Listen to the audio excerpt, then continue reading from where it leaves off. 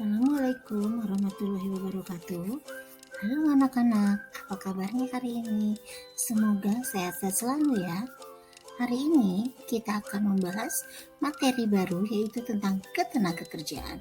Semoga kalian masih semangat ya.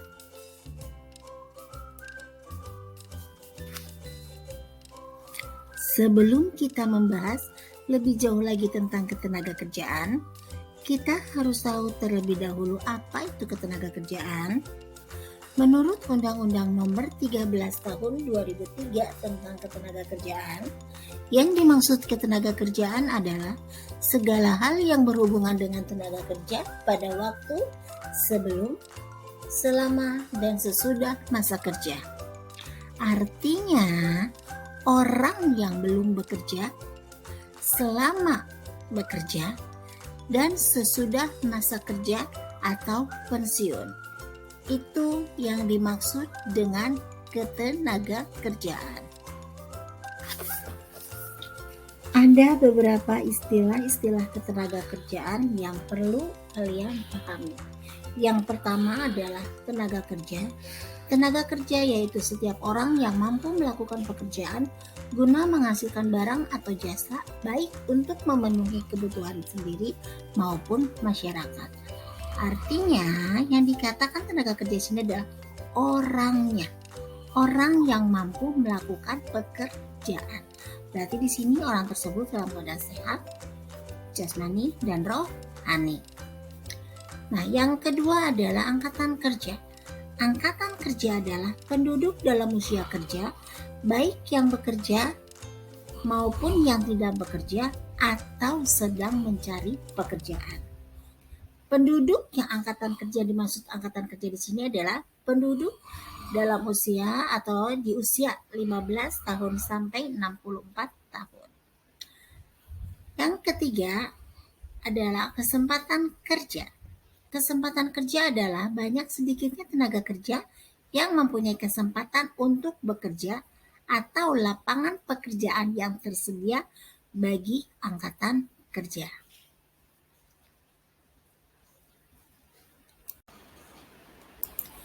Selanjutnya yaitu adalah jenis-jenis tenaga kerja. Ada beberapa jenis tenaga kerja. Yang pertama adalah menurut sifatnya.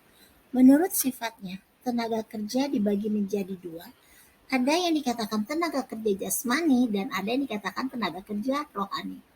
Tenaga kerja jasmani di sini tenaga kerja yang melakukan pekerjaannya menggunakan fisik. Sedangkan tenaga kerja rohani di sini tenaga kerja yang pekerjaannya atau dalam pekerjaannya lebih banyak menggunakan pemikiran, ide ataupun gagasan. Yang kedua berdasarkan kualitasnya. Berdasarkan kualitasnya dibagi menjadi tiga. Ada yang dikatakan tenaga kerja terdidik, tenaga kerja terlatih, dan tenaga kerja tidak terdidik ataupun tidak terlatih. Dikatakan tenaga kerja terdidik di sini, tenaga kerja yang memperoleh keahliannya melalui sekolah formal.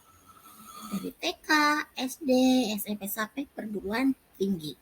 Sedangkan tenaga kerja terlatih, di sini tenaga kerja yang memiliki keahliannya itu yang didapat dari sekolah informal atau kursus-kursus. Yang ketiga, tenaga kerja tidak terlatih dan tidak terdidik di sini tidak atau tenaga kerja yang tidak melalui sekolah formal ataupun informal, tapi dia hanya menggunakan fisik gitu, atau dia bisa bekerja secara otodidak. Nah, yang ketiga selanjutnya adalah fungsi tenaga kerja menurut fungsi pokok dalam perusahaannya. Contohnya tenaga kerja bagian produksi, tenaga kerja bagian pemasaran, dan tenaga kerja bagian umum dan administrasi. Dan yang terakhir adalah tenaga kerja berdasarkan hubungannya dengan produk. Berdasarkan hubungannya dengan produk, di sini juga ada dua. Ada yang dikatakan tenaga kerja langsung dan tenaga kerja tidak langsung. Yang dikatakan tenaga kerja langsung berarti si tenaga kerja itu langsung terlibat dalam proses pembuatan produksinya. gitu kan. Nah, yang kedua di sini katakan tidak langsung. Nah, tenaga kini tidak terlibat secara langsung dalam proses pembuatan produknya. Bagaimana? Apakah sampai di sini paham? Di sini kita akan menjabarkan secara keseluruhan tentang ketenagakerjaan itu ada apa saja. Nih, yang pertama adalah penduduk. Penduduk dibagi menjadi dua. Yang pertama adalah penduduk usia kerja dan penduduk bukan usia kerja. Yang termasuk usia kerja adalah yaitu penduduk yang berumur 15 tahun sampai 64 tahun, yang bukan termasuk usia kerja berarti penduduk sebelum umur 15 tahun dan setelah umur 64 tahun. Usia kerja atau penduduk usia kerja di sini pun terbagi dua, yaitu bukan angkatan kerja dan angkatan kerja. Yang termasuk bukan angkatan kerja di sini, yang pertama adalah anak sekolah atau masih sekolah, yang kedua mahasiswa, dan yang ketiga adalah yang fokus mengurus rumah tangga. Lainnya, apabila ibu rumah tangga kan sekarang ada sampingan ya, selain dia menjadi ibu rumah tangga, tapi dia juga kan bisa kerja di rumah. Nah, kalau itu termasuknya angkatan kerja. Tapi kalau fokusnya bekerja atau mengurus rumah tangga, baru itu bukan angkatan kerja. Tapi apabila menghasilkan walaupun online, kerja di rumah, itu termasuk angkatan kerja. Nah, yang kedua di sini adalah angkatan kerja. Yang dikatakan angkatan kerja di sini yaitu penduduk yang bekerja dan pengangguran. Nah, di sini yang dikatakan bekerja pun di sini ada yang sedang bekerja dan ada yang sementara tidak bekerja atau cuti. Sedangkan pengangguran, yang dikatakan pengangguran di sini yang pasti tidak bekerja ya. Tapi ada juga di sini sedang mencari pekerjaan. Itu pun dikatakan pengangguran, kan belum bekerja. Sedang mempersiapkan usaha, itu dikatakan pengangguran. Lain kalau usahanya sudah jalan.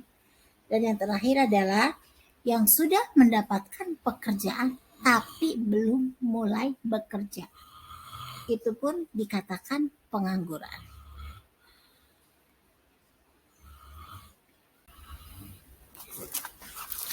Adapun beberapa permasalahan tentang ketenagakerjaan yang ada di Indonesia. Yang pertama adalah tingkat pengangguran yang tinggi. Jelas di sini ini terjadi karena lapangan pekerjaan jumlahnya lebih sedikit dibandingkan orang-orang yang membutuhkan pekerjaan. Yang kedua, jumlah angkatan kerja yang tinggi. Ini pun sama seperti pengangguran tadi, dikarenakan lapangan pekerjaannya yang sedikit. Dan yang ketiga, rendahnya tingkat pendidikan dan keterampilan. Ini berhubungan dengan kualitas sumber daya manusia. Selanjutnya di sini adalah penyebaran angkatan kerja yang tidak merata. Contohnya seperti lapangan pekerjaan di daerah dengan di perkotaan, jelas jumlah lapangannya berbeda.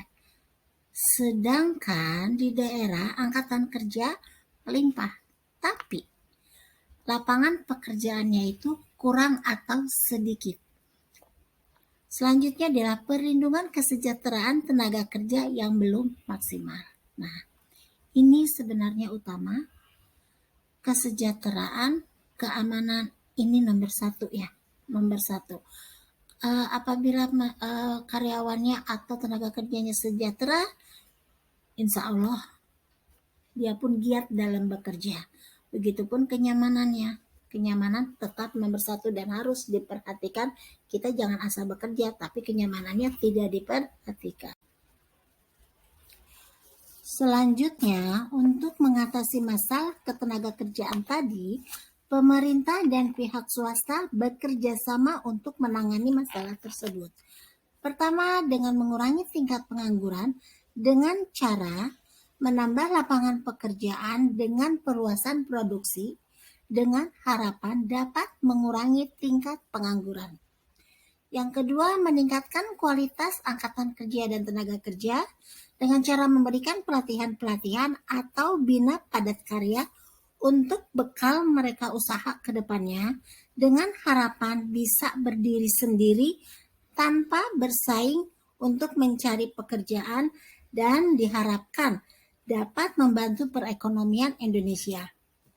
Nah, terakhir meningkatkan kesejahteraan tenaga kerja dengan memberikan fasilitas kesehatan seperti asuransi kesehatan atau mungkin saat ini BPJS Kesehatan atau BPJS Ketenagakerjaan dan kenyamanan dalam bekerja, terutama pekerjaan yang berisiko tinggi.